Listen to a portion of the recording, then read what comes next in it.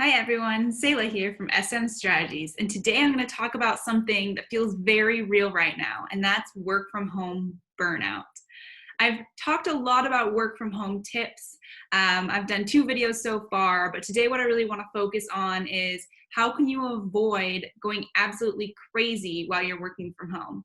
So I've got a few tips for you today, 5, but the 5th one has a few different suggestions within it. And I really want to take you through these and see if this can help you avoid work from home burnout. So the first tip is to write out more specific tasks. For example, instead of just checking email, try writing out respond to Julie, respond to Mark, so that it feels like you're checking more things off throughout the day, and it also really just makes you feel more productive.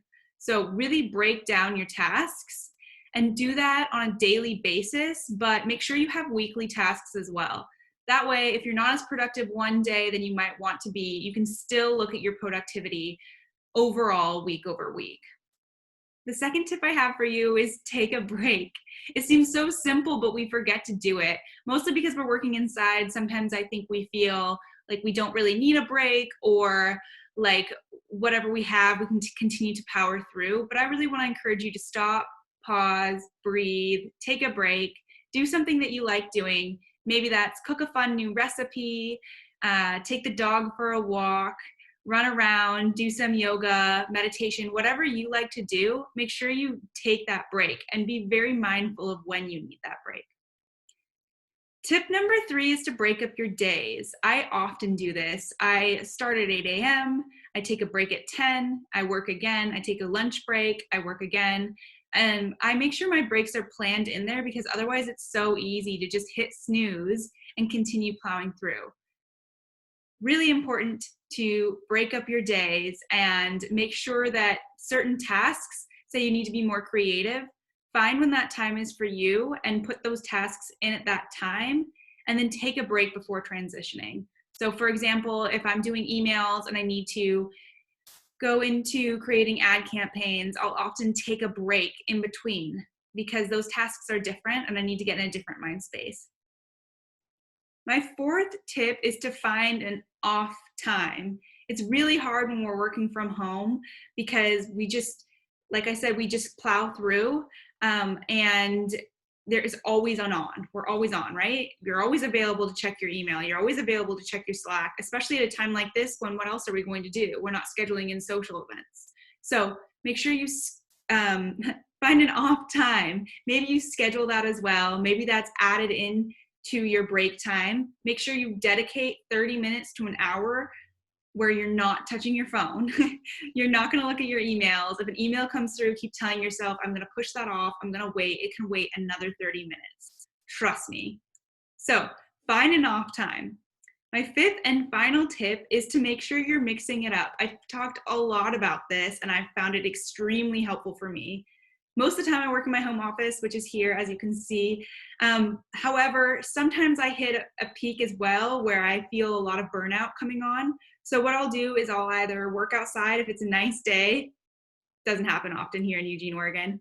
I'll work in another room. So I'll go find a different space. It might not be as nice with a desk, but it's a space and I can take my laptop in there. I'll change my clothes. I'll do that a lot. So maybe it's a texture thing. Maybe you go from wearing something more comfortable to something a little bit more work related. I just like to change it up so that it feels like I'm changing my environment in some way.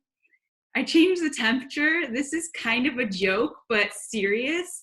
If you can somehow make it either a little warmer in your house or a little colder, I joked with a friend that it's like feeling like you are going to experience all 4 seasons in one day.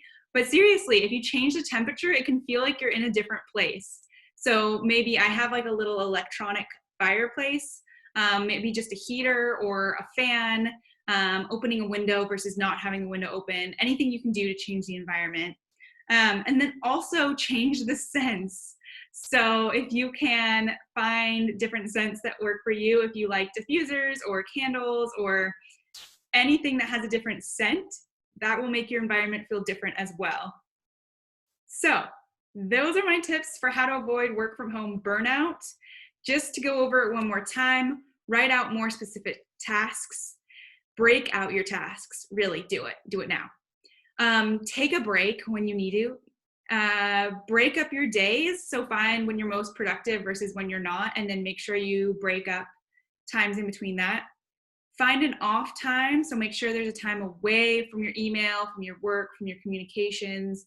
Shut it down. It can wait 30 minutes to an hour during your off time. Mix it up. Work outside, work in another room, change the temperature, change your clothes, change the scents, do whatever you can to make your environment different. And I promise you will avoid some work from home burnout.